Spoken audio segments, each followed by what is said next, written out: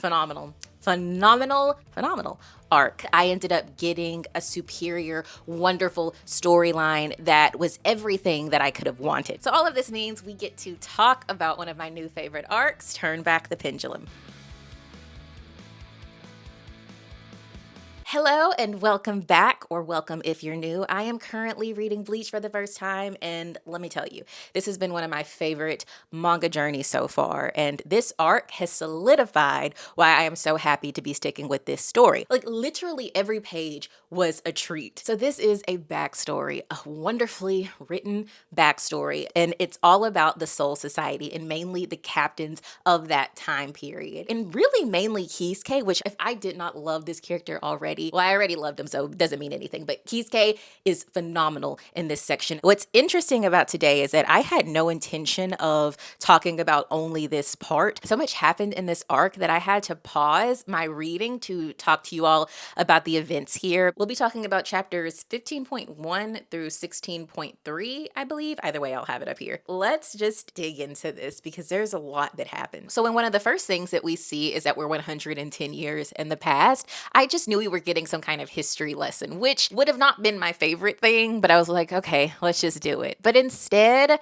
we see Aizen. We don't just see Aizen, we see Shinji, and that they work together. Now, I couldn't handle that. That was too much crazy greatness for me to comprehend. What do you mean Shinji and Aizen were together? And then now knowing the ending of it, it's just even more twisted. But yes, Shinji is a captain, and I can't recall if we knew that. I don't feel like we were told that previously. I'll have to go back and check, but I don't think we were. And Aizen is an assistant captain. Now they're going to this captain ceremony, and even as they're speaking to one another, I feel unsettled, but I'm hopeful, especially as they interact with Hiyori, who comes in. Now, Hiyori was a surprise because I wasn't expecting so much focus to be on her, and I'm still trying to decide how I feel about her character. She is so angry all the time and always kicking people. She automatically does something to Shinji. I think she kicks him, and it's kind of a more playful situation right now. And it's nice to just get to know these people. Like Shinji, for whatever reason, I really like him already, even though I thought I wouldn't like him.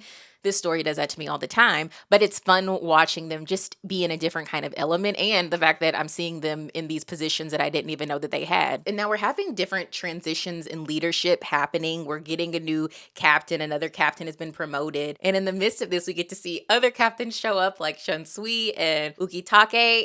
It's just, I'm so excited when I'm looking at this because it's just the biggest treat. Now that I know what happens at the end of this arc, I am wondering if the leadership transitions are related to what's going on with Aizen's plot, or if it has more to do with what Kisuke tells us about the maggot place. What's it called? The nest of maggots, and how they bring people there for very odd reasons. So that makes me very curious. But yeah, they're having all of those transitions. And now we're about to be introduced to the new 12th Division captain. And I knew that since we're 100 plus years in the past, it could be literally anybody, but I didn't guess Kisuke. And the biggest smile popped up out on my face, and just seeing his little personality, he's so cute and like a little doll in a not doll way. I don't know how to describe Kisuke, but I love seeing him. He's so friendly and nice. So we do learn from Yamamoto that Kisuke did amazing, exceptionally well on his test to become a captain. So he's very much qualified, even though he seems a bit timid to take the position.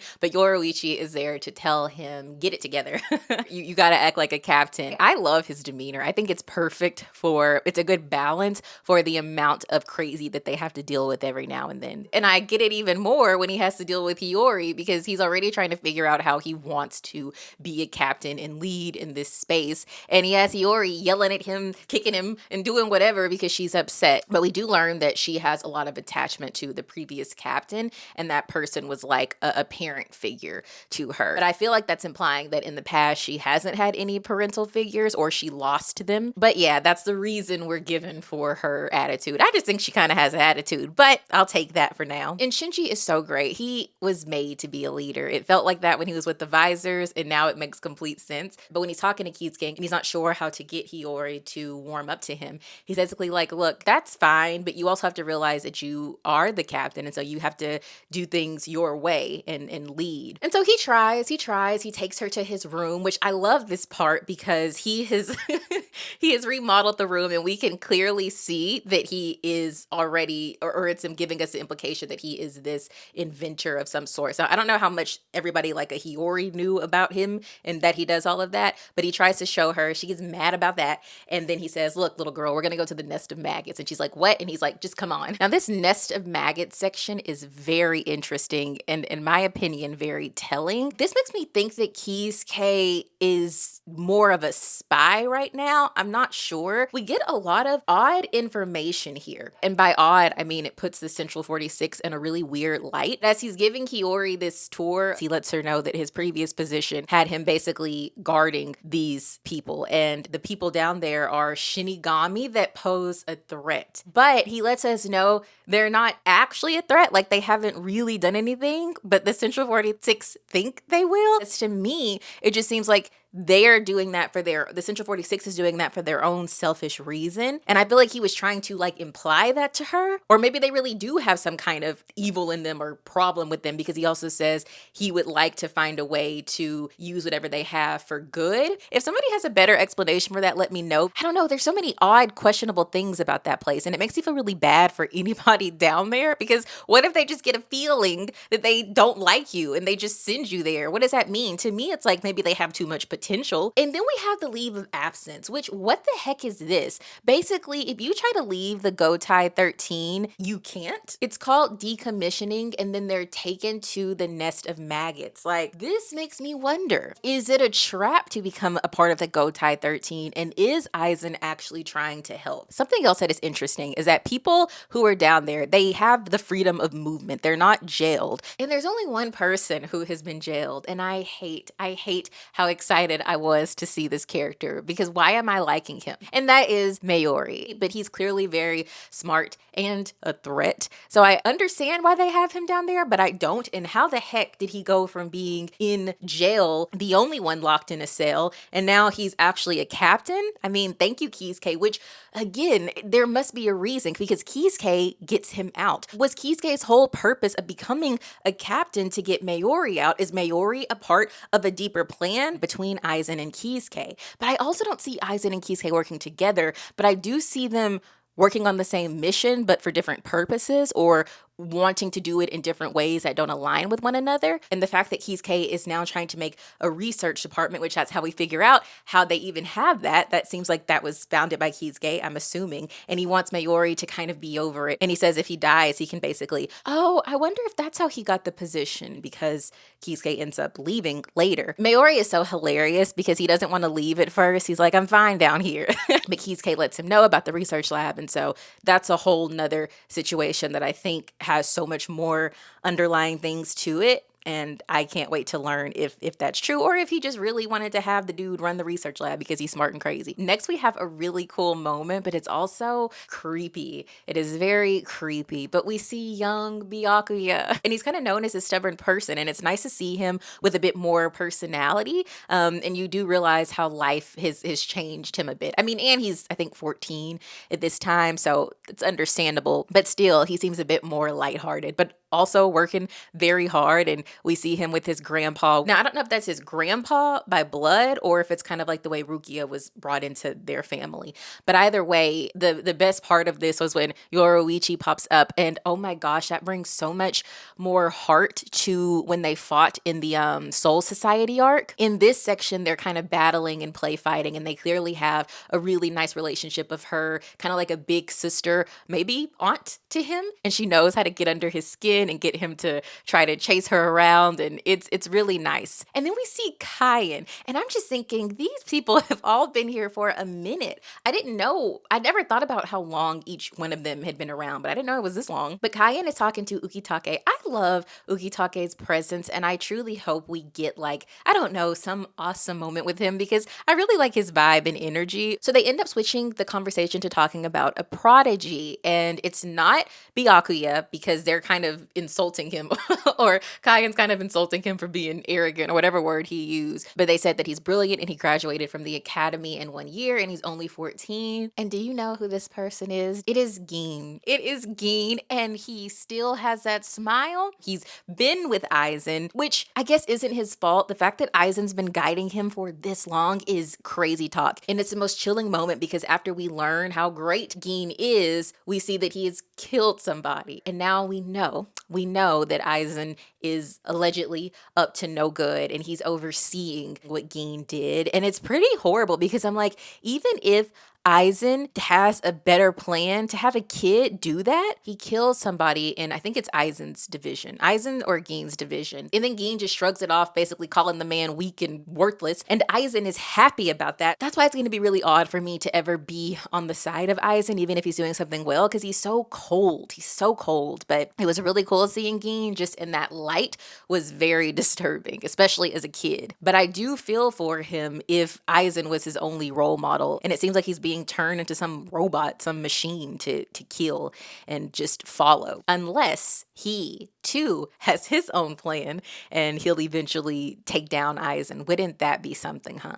These two fighting each other, or he really sees Aizen as like a dad.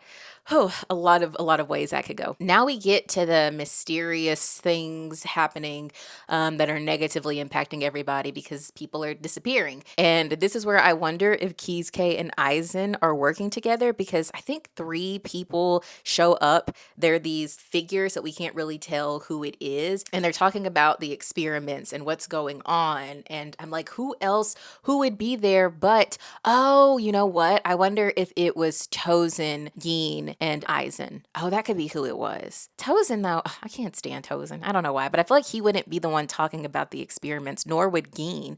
But maybe because they're already working with them. So what am I talking about? Anyway, we see a lot of craziness is going on and people are disappearing. But another thing that throws me off is in this same little section, Aizen asks Kisuke if he knows about the disappearance. I may be thinking about this way too hard, but I'm like, is that some kind of code to say like on to the next mission, or if he's literally just talking to him to get his mindset to see where he's at with it? I don't know, but they're talking about it and that just kind of gave a red flag, especially when I went to go reread that part and knowing what happens later, I feel a little weird about it. So then Kinsei goes on a mission to kind of see what's happening and investigate, and he brings along people, and I just know it's gonna end terribly. Now things get very bizarre during Kinsei's little investigation because he also sees that there were like 10 more guards or something who also disappeared, and he sends somebody to go tell Central 46 that they need somebody to start investigating whatever this substance is that's affecting these people and making them disappear. Now Kinsei has a number on his chest. It's number 69, and I don't know what that was supposed to represent, but wouldn't that be the Arankars? So is Kinsei a part of it? Is he with Aizen and we don't know it? But Kisuke is the one who's told that he needs to send somebody to go investigate this mysterious substance, and he sends Hiyori, and Hiyori is not about that, but he's like, you're the only one I trust, and that was so sweet. And then everything kind of explodes into craziness because Kinsei's team is attacked, and now we actually need captains and other big names of the Gotai 13 to start preparing for whatever we need to do to fix this and stop all of this going on. And Kisuke is so worried because he sent Hiyori, and it's so sweet how much he cares about her already. And I think that's just him though. I love his drive to automatically go help her. Yamamoto has a meeting and he starts assigning people places of where they should go. And I love Yoruichi. We don't get enough of her in my opinion, but every time she says something or does something, it's so powerful. And when Yamamoto tells him no, because he wants to go find Hiyori, he's not happy with the decision. Yoruichi's like, hey, she's got this. You got to believe that she can handle it. Then we have Shinji and Love go, and immediately I'm like, oh, this is it. This is when they turn into Visors. It breaks my heart because I guess I always thought Shinji was a Visor. I don't know why that was my thought process. Of course he would have some backstory, but I didn't know he was a captain and lived this life the way that he did. I thought he was I don't know what I thought. So to know that we're about to see his whole life change, it makes me sad, but it seems like he likes his new position in this life, I think, or he at the very least has made the best of it. So I just prepare for the worst and the best because at least he's still still alive. And then we see Hiyori, and it's clearly a negative situation. She's made it to the location to do the research or whatever, but it's crazy and there's these hollows attacking. So now Shinji and Love and Rose, they're all there and they see it. They see that Kinsei is this hollow. And Hiyori, she did have a very sweet moment because she obviously didn't want to attack this person that she knows, but they're like, listen, if he is a hollow, we have to, I think Shinji said this, we definitely have to take care of it. But they do try to find a way to attack him without killing him by trying to attack different body parts. But then there's a hollow of Mashiro, who I didn't really mention before because I can't remember when that character popped up, but I remember there's two hollows there and they're both attacking now. So they're just seeing the situation. Can you imagine seeing people you know just transformed in a matter of seconds and having to process that and deal with that? But they almost have Kinsei until Mashiro attacks. Hachi tries to use Kido to like bind Kinsei, but it doesn't work. It doesn't work. And everybody's like, oh, you're extra strong now. But Kisuke is not going to stop. I love him. And he has his cloak that allows him to not be sensed. And then Taisei, the one who's going to end up working with Kisuke in the human world, he can tell what Kisuke is about to do. He can sense danger. And so they go together to this crazy area where Shinji is. I love the two together. Then we have Shunsui just taking a stroll, taking a walk. And I feel like this is so interesting. It's so fitting for his personality, especially in the midst of chaos. I know everybody was assigned a place, but he would take a walk. But he sees these guards and he just lets them know that he's having issues sleeping, which sleeping in the midst of this does sound difficult. But what was interesting about this is he sees Aizen, but when he sees Aizen, he's just kind of noting his appearance and how he may be feeling. And so I'm like, does he see something? But then you think about the fact that it's been 100 plus years since this time and they still work together. So I don't know. I don't know if he could sense something or if he couldn't. I feel like there's a layer to the layers to the layers of what's actually going on here. So we go back to where the fight is going with Shinji and people are injured, but they somehow manage to bind Kinsei. And then Hiyori is, I think Shinji is holding on to Hiyori and she says, let go. And when she says, let go, she starts like coughing up something and she turns into a hollow and she attacks Shinji. So then Shinji is hit and I'm like, this is it. This is when he turns into a hollow, a visor. And people try to go and help, but lo and behold, my least favorite character, Tozen, shows up. I don't know what it is about him, why he infuriates me. To me, he says a whole lot of nothing, but tries to act like a whole lot of something. And that's not really his fault. We only get so much of him. But this, I don't know, he just irritates me. But Shinji's like, what's going on, big head? And then Aizen just strolls right in like nothing's happening and says, oh, he's fine. He obeyed the rules, so mind your business. So then we have a conversation between Aizen and Shinji, and Shinji's like, I knew you were bad, and Aizen's like, I knew you knew that I was bad, and then Shinji's like, I knew you knew I was bad. It doesn't really happen like that. And Aizen takes me off because he has the smartest little mouth. Shinji's like, that's why I put you on my team because I knew I couldn't trust you. And then Aizen's like, no, you didn't pick me. I picked you because I knew that you would be so worried about me that you wouldn't pay attention to me in the way that you should, and I could still trick you, and I did. So this is all your fault. Diabolical man. But there's a part at the end that completely confuses me, that makes me feel like, was this all an act? Was this conversation an act? I don't know. We'll get to that. But Aizen basically says that he has the ability to trick people. So even though he was the assistant captain of Fifth Company, which is what Shinji was the captain of, Shinji didn't know it was when he was moving around or when he wasn't, because he wasn't there and he could like have an illusion of himself. It's a lot of planning that Aizen has done. And obviously when Aizen's giving his little speech, it's ticking Shinji off. And as he gets more upset, he turns more into a hollow. His body hollowifies more. And Aizen's like, oh, great observation. So the more emotion, I guess negative emotion you give, or maybe just emotion in general, you turn into a hollow faster. Oh, that's interesting for Ichigo, right? It's based off emotion. That's something I have to think about later. Now, in the midst of all this craziness happening, one of my favorite moments happens, and that's when Kisuke pops up. And it's not just because he comes comes up and is so cool along with Teze. I love that despite everything going on, when Shinji asks Kisuke what he's doing there, Kisuke's just like, what's with that ugly mask or something like that? It fits his character so well and really helps with the intensity of the moment. Now, when Aizen kind of processes that they're there, I can't tell if he's happy that they're there or if he's just like, he loves situations getting more convoluted just because he's a nut job. And Gin is just like, oh, we've been caught, with a smile on his face. And I'm like, these people are crazy. Another odd thing happens. So Tozen, because he's so loyal to Aizen, wants to, attack. And Aizen's like, no. And then Tozen's like, we must. And Aizen's like, I said no. It shows that he just has to give them one look, a little change in tone of the voice, and they shut up. And then Aizen just says, we're leaving, to Gin and Tozen. And I'm like, you are? Why wouldn't you attack Kisuke at all? I don't get it. Unless there is some, oh, you know what? He might have needed the Hogyoku. Maybe I've been thinking about this the wrong way. Maybe Aizen needed to keep Kisuke alive because he needed Kisuke to create what he needed to create or better it. And he needed to get that to take it so he couldn't kill him. Maybe they weren't working together. But Teze does some kind of crazy move and he attacks, but Aizen and the rest do get away because I think Aizen blocks it. Aizen is a strong character, but through this we learn from Kisuke that he knows about holification. But Teze doesn't want to keep up this conversation because he's like, these people need help right away, Shinji and everybody, so he uses this forbidden move technique to remove them. And Kisuke tries to stop whatever Aizen did to Shinji and the others, and he's unsuccessful as of now. And then they get arrested. The heroes, the saviors, yes, they get arrested because that makes so much sense. And I understand that if you are the Central 46 and you do see that Kisuke has these partially hollow humans hidden about, you know that Teze did this this forbidden technique.